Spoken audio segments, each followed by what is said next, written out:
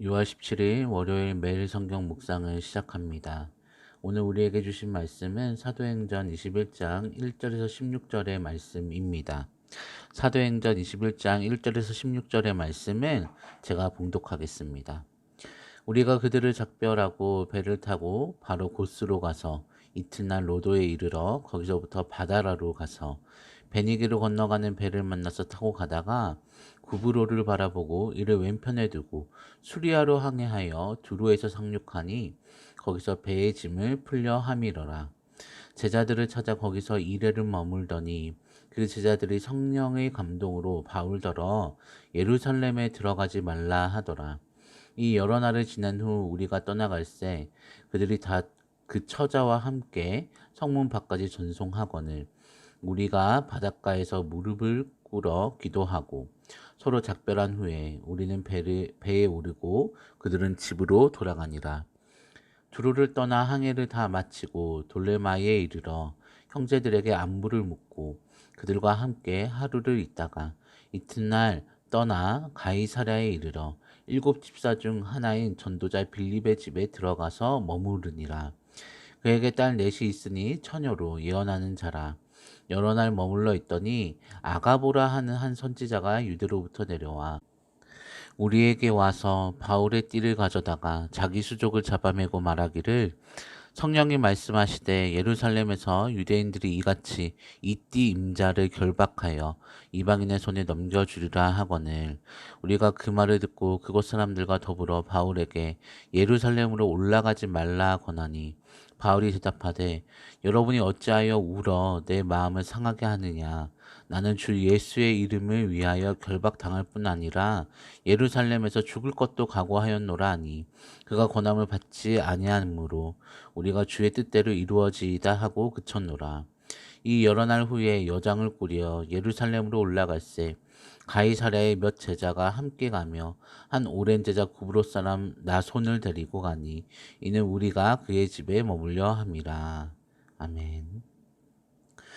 현재 우리는 사도행전의 후반부를 묵상하고 함께 나누고 있습니다.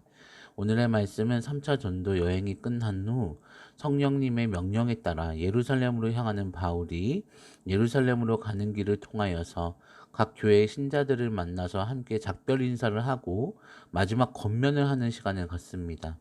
그런데 그 와중에 예루살렘에서 고난을 받을 것을 성령님을 통하여 알게 된 신자들은 예루살렘으로 가지 말고 피하라는 것을 권하고 그에 반해 바울은 성령님의 인도하심이니 예루살렘으로 가야 한다라고 하는 것을 이야기하는 내용이 나옵니다. 자세한 내용을 함께 살펴보자면 바울은 밀레도에서 에베소 장로들에게 고별 설교를 한 후에 고스, 로도, 바다라를 거쳐서 두로에 도착하게 됩니다. 그래서 두로에서 일주일간 신자들과 시간을 가지게 됐는데 성령님을 통해서 바울이 고난을 받을 것을 알게 된 신자들이 바울이 예루살렘에 가는 것을 만류하게 됩니다. 하지만 그럼에도 바울은 다시 예루살렘으로 떠나고자 하였고 신자들은 그 뜻을 알고 함께 기도한 후에 바울을 예루살렘으로 떠나보내게 됩니다. 그 후 바울은 두로에서 출발하여서 돌레마이를 거쳐 가이사랴에 도착하게 되었습니다. 가이사랴에 있는 일곱 집사 중 한 명이 빌립의 집에 들어가 지내게 되었는데 그곳에서 있을 때에 아가보라 하는 예언자가 바울에게 와서 예언을 합니다. 바울의 허리띠를 가져다가 자신의 손과 발을 묶고 성령께서 예루살렘에 사는 유대인들을 통해 바울을 이와 같이 묶어서 이방인에게 넘겨줄 것이다 라는 예언을 하게 됩니다. 그 예언을 들은 그곳의 사람들은 바울에게 예루살렘에 가지 말라고 간곡히 부탁하지만 바울은 예루살렘으로 가고자 하는 뜻을 멈추지 않습니다.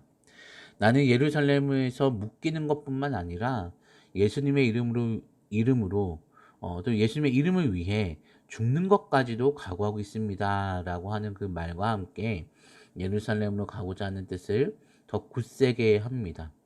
그 뜻을 알게 된 신자들은 주님의 뜻대로 되기를 바랍니다. 라는 말과 함께 예루살렘으로 바울을 보내주게 됩니다. 오늘의 말씀에서 나타난 바울은 흡사 고난을 받으러 예루살렘을 입성하신 예수님을 떠오르게 합니다. 예수님께서도 분명 고난 가운데 죽음을 맞이할 것을 아셨지만 하나님의 뜻을 이루기 위해서 예루살렘으로 입성하셨습니다. 이렇게 하나님의 뜻을 위해 자신의 목숨을 기꺼이 하나님께 드린 예수님을 통해 결국 우리에게 복음의 은혜가 주어졌습니다. 그리고 사도들은 예수님의 명령에 따라 이 복음을 예루살렘과 온 유대와 사마리아와 땅끝까지 전하기 위해 힘썼습니다. 그리고 땅끝의 시작점을 알리는 로마로 복음이 들어가야 될 것을 바울은 알았고 성령님의 인도하심에 따라 예루살렘으로 나아갑니다. 즉 바울도 하나님의 뜻을 위해 그리고 자신의 사명인 복음을 전하는 일에 최선을 다하기 위해 자신의 목숨 또한 아깝게 생각하지 않는 마음으로 예루살렘으로 향합니다. 오늘 주어진 이 말씀을 통해 우리 또한 복음과 그리고 하나님의 뜻, 나에게 주어진 사명에 대해서 생각해 보아야 합니다.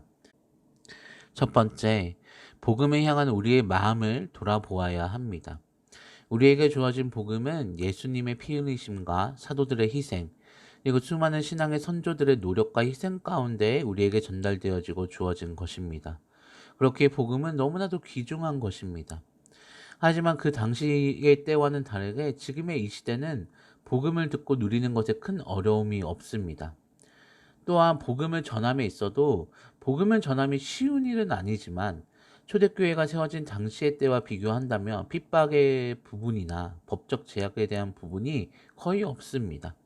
특히 설교를 통해서 성경 공부를 통해서 신앙서적을 통해서 그리고 수많은 미디어를 통해서 우리는 복음을 듣고 누리고 접할 수 있습니다.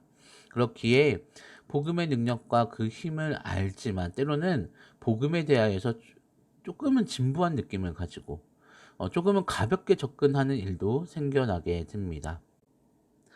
하지만 우리는 그때마다 복음이 우리에게 어떻게 전달되었는지 그 복음이 얼마나 귀중하고 소중한 것인지를 알아야 합니다. 예수님의 피 흘리심이 묻어난 복음, 사도들의 희생이 묻어난 복음, 지금까지 복음을 다음 세대에 전하기 위해 많은 희생과 값을 치렀던 선조들이 있음을 생각하고 이 복음에 담겨진 그 피냄새를 맡을 수 있어야 합니다. 그리고 아직 복음이 땅끝까지 전해지는 예수님의 지상명령은 끝나지 않았습니다. 여전히 우리에게 그 명령은 유효하고 우리는 이 피냄새 나는 복음을 가지고 다음 세대에 온전히 전해주어야 할 사명이 있습니다.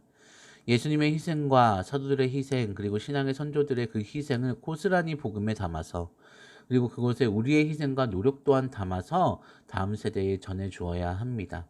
그래야만 다음 세대 또한 그 다음 세대에게 복음을 전달하게 될 것입니다. 그렇기에 우리는 복음의 귀중함을 알고 복음의 피냄새를 기억하며 복음을 누림에 감사함을 항상 하나님께 드리며 이 복음을 땅끝까지 전달해야 합니다. 두 번째, 하나님의 뜻과 사명에 대한 나의 마음을 돌아보아야 합니다.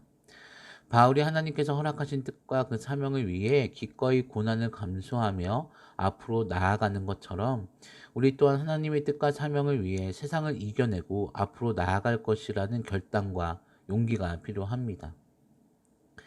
이 세상에서 크리스천으로 살아간다는 것은 항상 하나님의 나라의 가치관과 세상의 가치관의 선택의 기로에 놓인다라고 볼 수 있습니다. 사실 삶은 녹록치 않고 이 녹록치 않은 삶을 조금이라도 완화시키고 편하게 살아가기 위한 선택은 올바른 선택이며 나쁜 선택이 아닙니다. 하지만 만약 이 녹록지 않은 삶을 위해서 하나님의 나라의 가치관과 세상의 가치관의 선택의 기로에 놓이게 된다면 우리는 녹록지 않은 삶을 그대로 유지시키고서라도 하나님의 나라의 가치관을 선택할 용기가 있을까에 대해서 좀 돌아보아야만 합니다. 사실 이런 부분에 있어서 성도님들께 그럼에도 불구하고 하나님의 나라를 살아내시기 바랍니다 라고 이야기하는 것이 목회자의 입장으로는 참 어렵습니다. 왜냐하면 목회자의 경우 그 삶의 영역이 결국 하나님 나라의 가치관을 선택하기에 쉽게끔 놓여져 있기 때문입니다. 세상의 가치관과 하나님 나라의 가치관을 보고 경험하게 되는 갈등의 정도가 분명히 성도님들과 목회자들 사이에 큰 차이가 있을 것입니다. 그렇게 세상의 가치관과 하나님 나라의 가치관을 선택함에 있어서 그 무게가 분명 저보다는 훨씬 무거우실 것입니다. 그럼에도 불구하고 이야기할 수밖에 없습니다. 성경은 이것이 진리라고 이야기하고 있기 때문입니다. 하나님께서는 성경을 통해서 우리에게 세상을 벗하며 살아가나 결국 하나님의 나라를 살아가는 자들이라고 이야기하고 계시고 그것을 전달해야 하기 때문입니다. 그렇게 너무나 힘드시겠지만 사랑하는 성도 여러분, 하나님의 나라를 살아내 주시기를 부탁드립니다. 예수님이 그러하셨던 것처럼, 바울이 그러했던 것처럼, 사도들이 그러했던 것처럼, 그리고 우리의 신앙의 선조들이 그러했던 것처럼 하나님의 나라를 살아내 주시기를 부탁드립니다. 분명히 약속드릴 수 있는 것은 그렇게 하나님의 나라를 살아내시게 되었을 때에 하나님이 기억하실 것입니다. 그리고 하나님이 가만히 냅두지 않으실 것입니다. 그러니 하나님의 뜻과 사명을 향해 힘들지라도 한 발자국 앞으로 나아가는 우리 성도님들 되시기를 바랍니다. 말씀을 정리합니다. 어떠한 상황에서도 복음을 위해 그리고 하나님의 뜻과 그 사명을 위해 나아갔던 바울처럼 우리 또한 복음을 귀하게 여길 줄 알고 땅끝까지 복음을 전해야 하는 사명이 아직 우리에게 있음을 기억하시고 또한 하나님의 뜻과 그 사명을 위해 한 발자국 한 발자국 앞으로 나아가는 우리 모두가 되기를 바랍니다. 기도하겠습니다. 하나님, 복음을 위해 그리고 하나님의 뜻과 사명을 위해 용기 있게 앞으로 나아가는 우리가 되게 하여 주시옵소서. 성령 하나님께서 우리를 도와주시고 인도하여 주시기를 원합니다. 그래서 복음의 가치를 깨닫고 그 복음을 땅끝까지 전하는 일에 우리가 멈추지 않으며 또한 우리에게 주어진 하나님의 뜻과 사명을 위해 앞으로 전진하는 우리가 되게 하여 주시옵소서. 오늘 하루도 나의 삶을 주님께 맡겨드립니다. 주님 붙잡아 주시고 올바르고 평안한 길로 인도하여 주시옵소서. 그리고 하나님의 사랑과 은혜를 끊이지 말아 주시옵소서.